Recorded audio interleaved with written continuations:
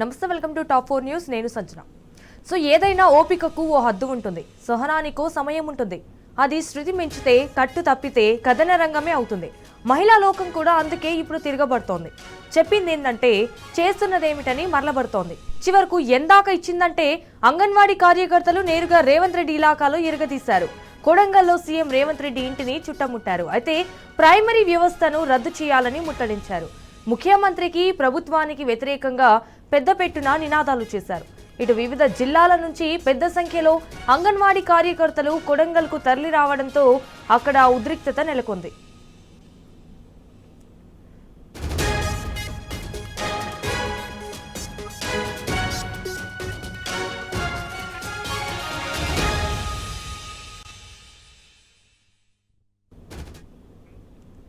Right, ఇక ఇదే విషయానికి సంబంధించి మరిన్ని డీటెయిల్స్ మా ప్రతినిధి నరేష్ ఫోన్ ద్వారా అందిస్తారు.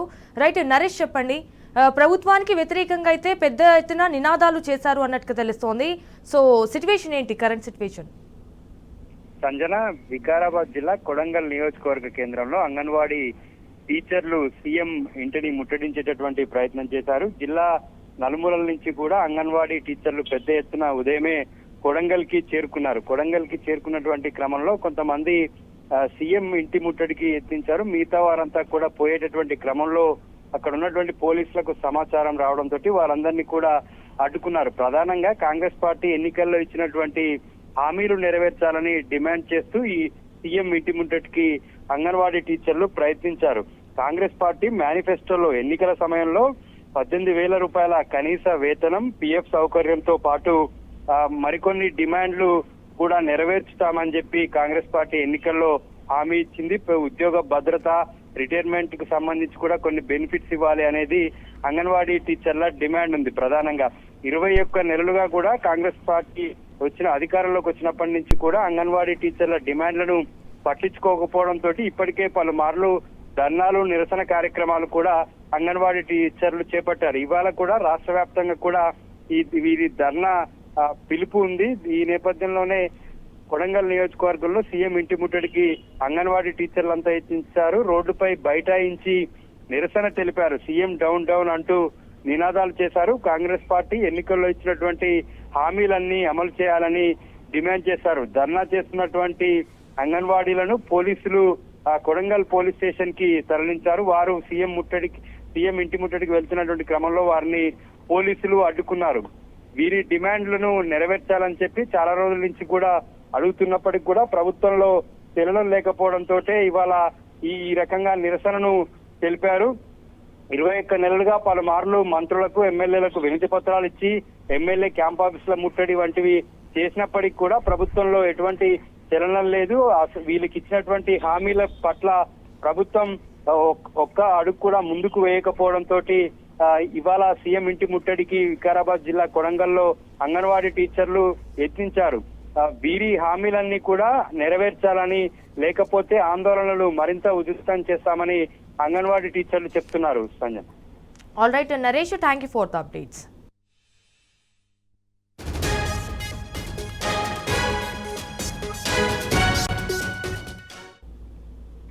రైట్, ఇప్పుడు టాప్ 2 న్యూస్ చూద్దాం. మెదక్ జిల్లా మెరుపుర వలై ఎగిసిపడుతోంది. ఓరుగల్లు ఒంటి చేతి పడితే పట్టింది, నల్లగొండ నాగలెత్తింది.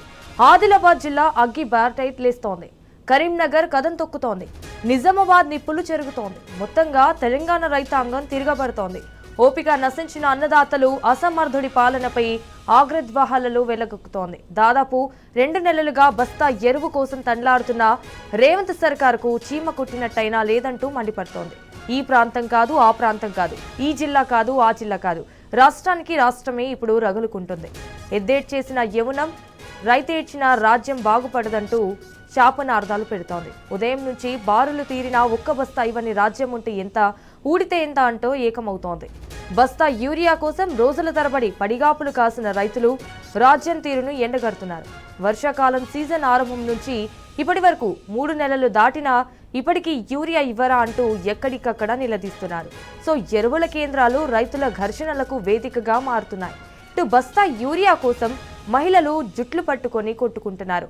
10 ఏళ్ల సాగు వైభవం కాంగ్రెస్ ఏలుబడిలో ఎందుకు దుర్భరంగా మారిందని మండిపడుతున్నారు. పారిశ్రామిక అవసరాలకు యూరియాను మళ్లిస్తున్నారని రైతులు భగ్గుమంటున్నారు. రైట్, దీనిపై మరింత సమాచారం మా ప్రతినిధి శేఖరాచారి రవీందర్ అందిస్తారు. రైట్ శేఖరాచారి, చెప్పండి. సంజన, నాగర్ కర్నూలు జిల్లా వ్యాప్తంగా కూడా రాష్ట్రంలో ఏ తరహాలో ఉందో అంతకు మించి నాగర్ కర్నూలు జిల్లాలో కూడా అదే తరహాలో యూరియా కష్టాలు రైతులకు తప్పడం లేదని చెప్పవచ్చు. ఈరోజు ఉదయం నుంచి కూడా తెల్లవారుజామున 3 గంటల నుంచి కూడా చాలా యూరియా కేంద్రాల వద్ద రైతులు వచ్చి అక్కడనే పడిగాపులు కాసినటువంటి పరిస్థితి కనిపించింది. అయితే కొన్ని కేంద్రాల వద్ద యూరియా ఇస్తామని చెప్పేసి మొన్న అంటే శుక్రవారం రోజు టోకెన్లు ఇచ్చిన వాళ్ళు ఉన్నారు. ఆ టోకెన్లు తీసుకున్న వాళ్ళు శనివారం వస్తే ఈరోజు 2వ శనివారం, ఈరోజు ఇవ్వము అని చెప్పేసరికి మళ్ళీ సోమవారం రమ్మని చెప్తే ఈ రోజు వచ్చామని చెప్పేసి ఆ రైతులు చెప్తున్నటువంటి పరిస్థితి కనిపించింది. అయితే కొన్ని సెంటర్ల వద్ద 10 గంటల వరకు కూడా రైతులేమో ఉదయం 3 గంటలకు వస్తే దానికి సంబంధించిన అధికారులు మాత్రం 10 గంటల వరకు కూడా అక్కడికి ఎవరు రాలేదు. వాళ్ళకు ఇస్తారా ఇవ్వరా అన్న విషయం కూడా చెప్పకపోవడంతో రైతులు ఒక్కసారిగా ఆగ్రహం వ్యక్తం చేశారు. నాగర్ కర్నూలు జిల్లా కేంద్రంలో అయితే ఒక్కసారిగా రైతులు రోడ్డు మీదకి వచ్చి మళ్ళీ ధర్నా చేయాలనే క్రమంలో అక్కడికి పోలీసులు చేరుకొని మళ్ళీ అగ్రికల్చర్ అధికారులతో మాట్లాడి వేరే దగ్గర ప్రైవేట్ షాపుల వద్ద ఇప్పించే ప్రయత్నం చేశారు.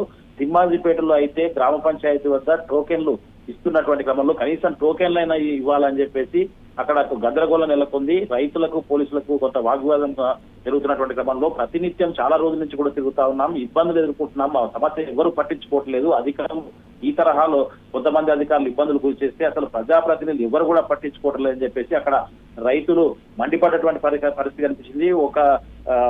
ఒక క్రమంలో అక్కడ ఉన్నటువంటి అంటే వాళ్ళ ఓపిక నశించి బూతులు ఉన్నటువంటి ప్రస్తుతం ఉన్నటువంటి సీఎం పైన తర్వాత స్థానిక ఎమ్మెల్యే పైన కూడా వాళ్ళు బూతులు తిట్టినటువంటి పరిస్థితి తిమ్మాజిపేటలో కనిపించింది. పెద్దకొత్తపల్లి మండల కేంద్రంలో అయితే పిఎస్సిఎస్ వద్ద అక్కడ ఒక్కసారిగా రైతులు ఎక్కువ మంది వచ్చారని చెప్పేసి ప్రమాద స్థాయిలో వాళ్ళు మెట్ల పైన పడితే వాళ్ళందరినీ కూడా బయటికి పంపించి గేటుకు తాళం వేసి ఎవరికైతే యూరియా టోకెన్ ఉంటుందో వాళ్లకు యూరియాను బయటికి ఇస్తున్నటువంటి క్రమంలో మళ్ళీ దొరకదో అని చెప్పేసి మహిళలైతే ఏకంగా గేటు దుంకి లోపలికి వచ్చేటువంటి ప్రమాద స్థితిలో వాళ్ళు దుంకుతున్నటువంటి పరిస్థితులు కనిపించాయి. కల్వకుర్తిలో ఉదయం తెల్లవారుజాము నుంచి కూడా పడిగాపులు రైతులు కాస్తే అంటే మొన్న ఇవ్వలేదు ఈ రోజు ఇస్తారని చెప్పి ఉన్న సమాచారం మేరకు రైతులంతా కూడా పెద్ద సంఖ్యలో తరలి వచ్చారు. ఈ కల్వకుర్తి పిఎస్సిఎస్ వద్ద ఉదయం నుంచి కూడా 10 గంటల వరకు కూడా అక్కడ ఇస్తారా ఇవ్వరా అన్న మీమాంసలో రైతులు ఇస్తారేమో అని ఆశతో ఎదురు చూశారు. చివరకు వాళ్ళంతా కూడా వాళ్ళు తెచ్చుకున్నటువంటి ఏవైతే పేపర్లు ఉన్నాయో ఏవైతే వాళ్ళకి సబ్మిట్ చేయాల్సినటువంటి కాగితాలు జిరాక్స్ ఉన్నాయో అవన్నీ కూడా ఒక క్రమ పద్ధతిలో పెట్టారు. చివరకు ఈ రోజు యూరియా లేదు ఇవ్వము అని చెప్పేసరికి వాళ్ళంతా కూడా ఆగ్రహం వ్యక్తం చేస్తూ ఒక్కసారిగా వాళ్ళ దగ్గర అక్కడ పేర్చినటువంటి క్రమ సంఖ్యలో పేర్చినటువంటి జిరాక్స్లన్నీ కూడా తీసుకోవడంలో కొంత ఇబ్బంది పడ్డటువంటి పరిస్థితి కనిపించింది. అయితే ఒక రకంగా యూరియా దొరకకపోవడము వాళ్ళకి నిన్ననే తెలిసినప్పటికీ అధికారులు మాత్రం దాని గురించి అంటే క్షుణ్ణంగా అంటే అది రైతులకు సమాచారం మాత్రం చేరవేయడంలో మరి ఎందుకు నిర్లక్ష్యం వహిస్తున్నారు అనేది కూడా అర్థం కాని పరిస్థితి. ఈ రోజు యూరియా రాదని చెప్పి తెలిసినప్పటికీ కూడా రైతులకు 10 గంటల ఉదయం 9:30-10 గంటల వరకు కూడా యూరియా ఈ రోజు రాదని చెప్పేటువంటి పరిస్థితి ఎందుకు లేదు? వాట్సాప్ రైతులకు సంబంధించినటువంటి ఏఈఓలకు సంబంధించినటువంటి వాట్సాప్ ప్రతి గ్రామానికి ప్రతి క్లస్టర్ సంబంధించినటువంటి వాట్సాప్ గ్రూపులు ఉన్నాయి. ఆ గ్రూపులలో సమాచారం పెడితే వాళ్ళు తెల్లవారుజాము నుంచే వాళ్ళు రాకుండా ఉంటారు, ఉదయం నుంచి రాకుండా ఉంటారు. కానీ మరి అట్లాంటి సమాచారం కూడా ఇవ్వకుండా మరి ఎందుకు ఇంత నిర్లక్ష్యం చేస్తున్నారు అనేది కూడా ఒక ప్రశ్నగానే మిగిలింది. ఏదేమైనప్పటికీ ఈ దుర్భర పరిస్థితుల్లో కనీసం ప్రజాప్రతినిధులైనా కానీ అక్కడికి వచ్చి అసలు దానిపైన రివ్యూలు చేసి ఎందుకు ఈ పరిస్థితి వచ్చింది, అసలు ఇన్ని రోజుల నుంచి తిరుగుతున్న వాళ్ళకు కొంత ముందుగా ఇవ్వాలన్న ఆలోచన లేదంటే దాని మీద సమావేశం ఏర్పాటు చేసి సంబంధించిన అధికారులను పురమాయించడమా, ఇవన్నీ ఏవీ చేయట్లేదు. మొత్తానికి అయితే రైతులైతే ఇబ్బంది పడతా ఉన్నారు. ఇప్పటికే వాళ్ళు వేసుకున్నటువంటి పంట చేలన్నీ కూడా ఒకవైపు వర్షాలు పడతా ఉన్నాయి, ఒకవైపు ఎండలు కొడతా ఉన్నాయి. దీంట్లో కనీసం ఇప్పుడు యూరియా ఏదైతే పంటలు ఉన్నాయో ఆ పంటలకు పెడితే కొంత ఏపుగా పెరిగి పంట వచ్చే అవకాశం ఉంటుంది. ఇప్పుడు ఈయన యూరియా పెట్టలేదంటే అసలు పంట మొత్తం చేతికి రాకుండా నాశనం అవుతుందని చెప్పేసి కూడా వాళ్ళ ఆవేదన చెందుతూ ఈ ప్రభుత్వం పైన ఆగ్రహం వ్యక్తం చేస్తున్నటువంటి పరిస్థితి కనిపించింది. మొత్తంగా చూసినట్టయితే అక్కడికి వచ్చిన యూరియా కోసం వచ్చిన వాళ్ళైతే చాలా ప్రభుత్వం పైన దుమ్మెత్తి పోస్తున్నటువంటి పరిస్థితి కనిపిస్తుంది.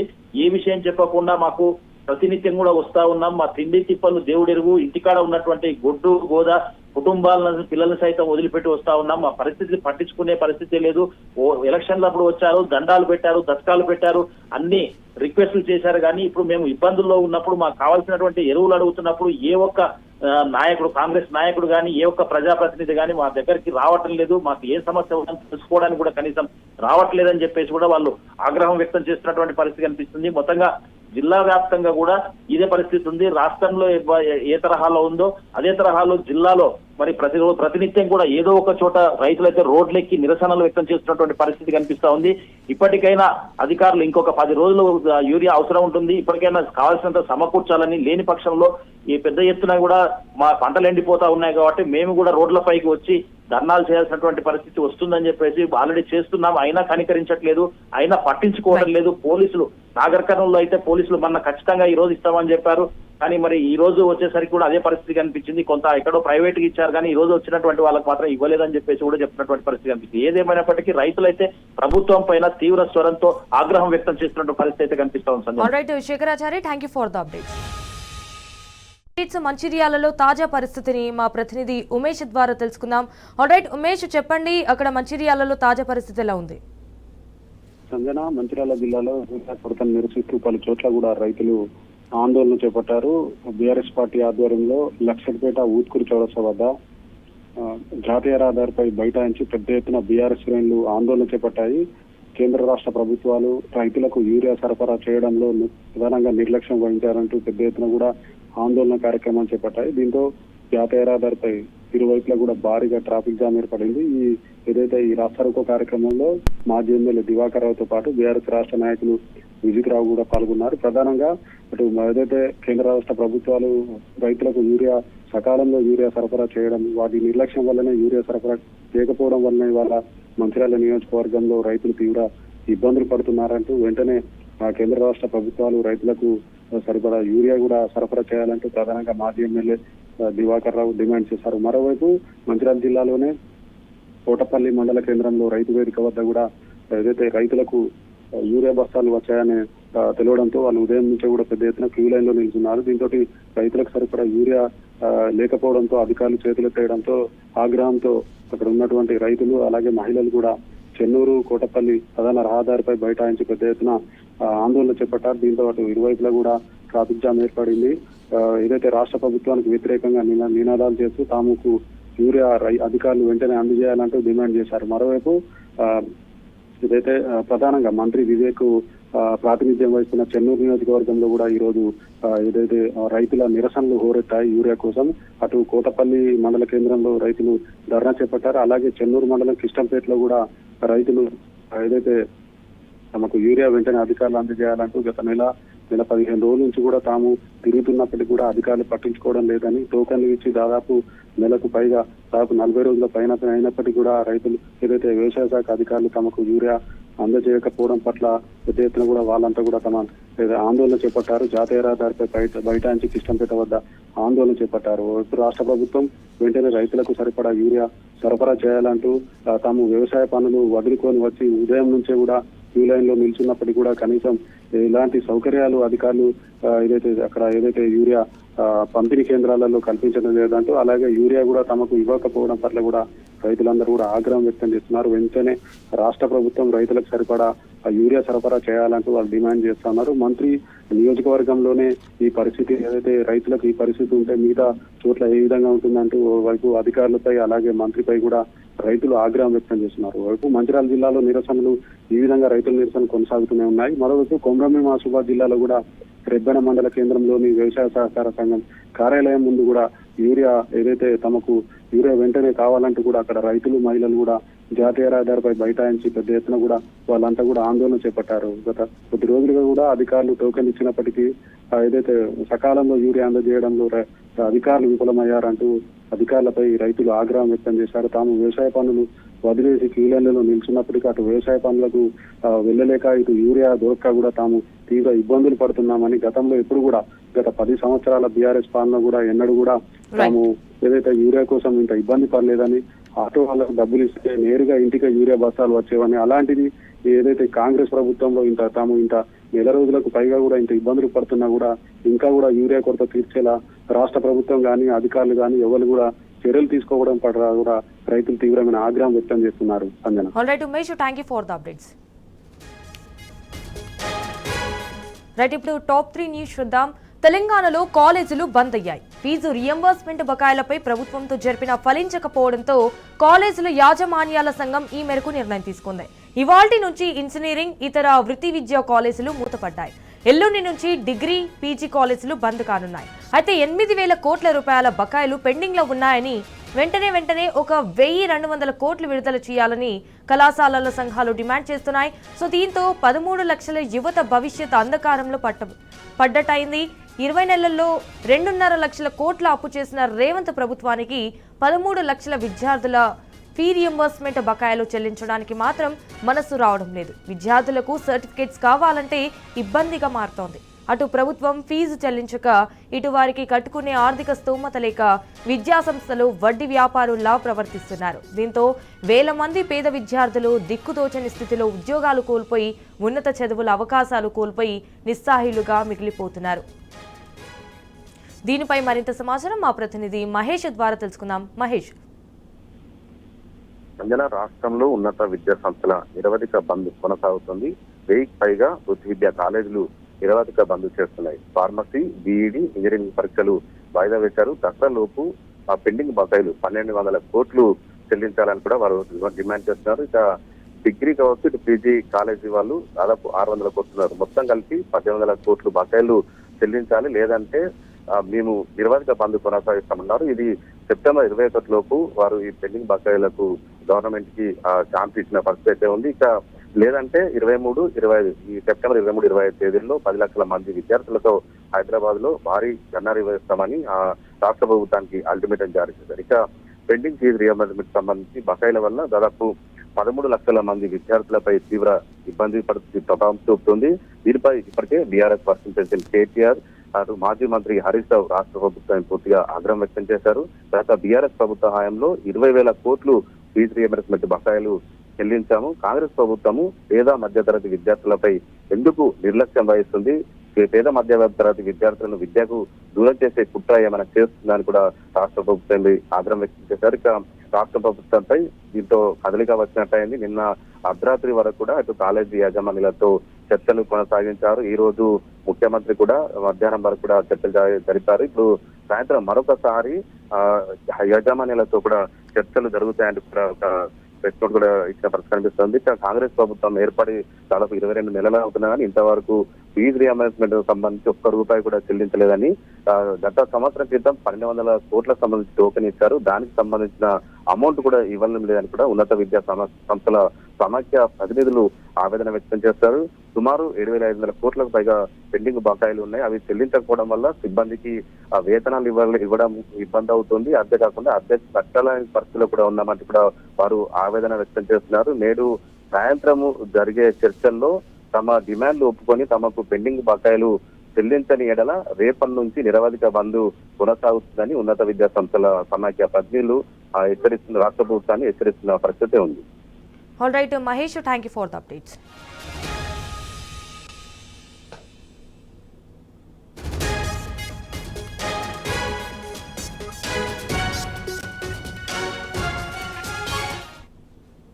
రైట్, ఫైనల్లీ టాప్ 4 న్యూస్ చూద్దాం. టీ న్యూస్ ఉమ్మడి ఖమ్మం జిల్లా ప్రతినిధి సాంబశివరావుతో పాటు కెమెరామ్యాన్, లైవ్ టెక్నీషియన్స్ పై పెట్టిన అక్రమ కేసులను ఎత్తివేయాలని టీయూడబ్ల్యూజే డిమాండ్ చేసింది.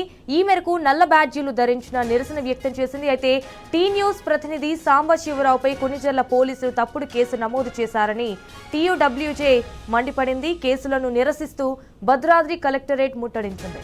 ఇటు రైతుల సమస్యలను పరిష్కరించే సమయంలో జర్నలిస్టులను వేధించడం సరికాదంటూ జర్నలిస్టులు రేవంత్ ప్రభుత్వానికి వ్యతిరేకంగా నినాదాలు కూడా చేశారు.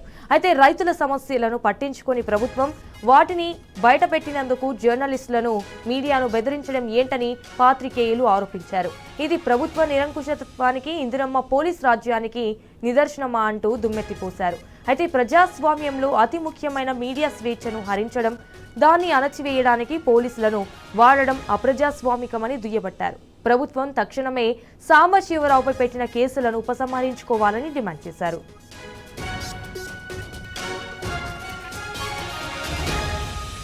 దీనిపై మరింత సమాచారం మా ప్రతినిధి రంజిత్ ద్వారా తెలుసుకుందాం. రంజిత్, చెప్పండి. అంజన, ప్రజాపాలన పేరిట కాంగ్రెస్ ప్రభుత్వం ఏర్పాటు చేసినటువంటి రేవంత్ రెడ్డి ఏదైతే ఉందో నిరంకుశ పాలన చేస్తున్నట్టుగా కూడా అద్దంలా కనబడుతుంది.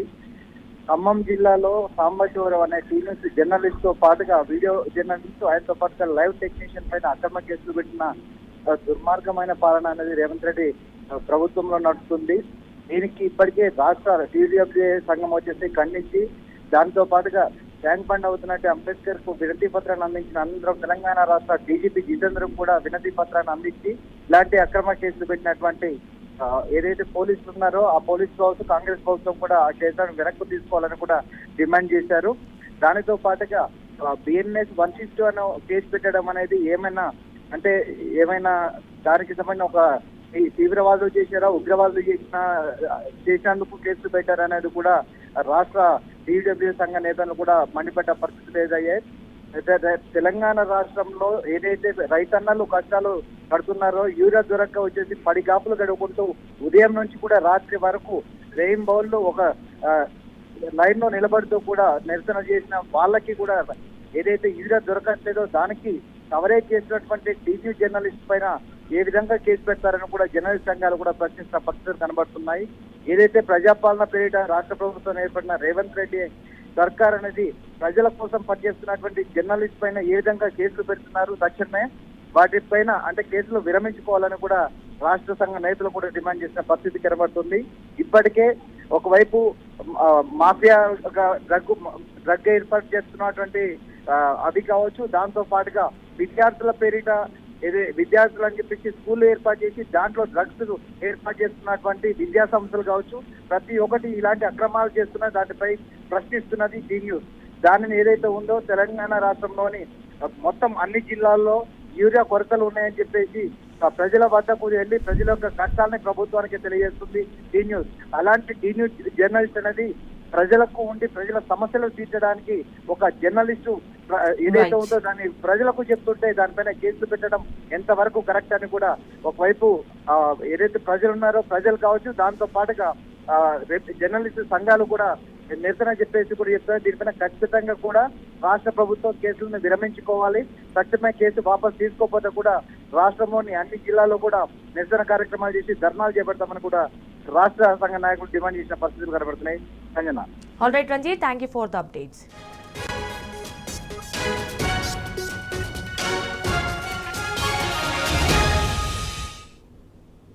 రైట్, ఇది వాళ్ళ టాప్ 4 న్యూస్. చూస్తూనే ఉండండి టీ న్యూస్.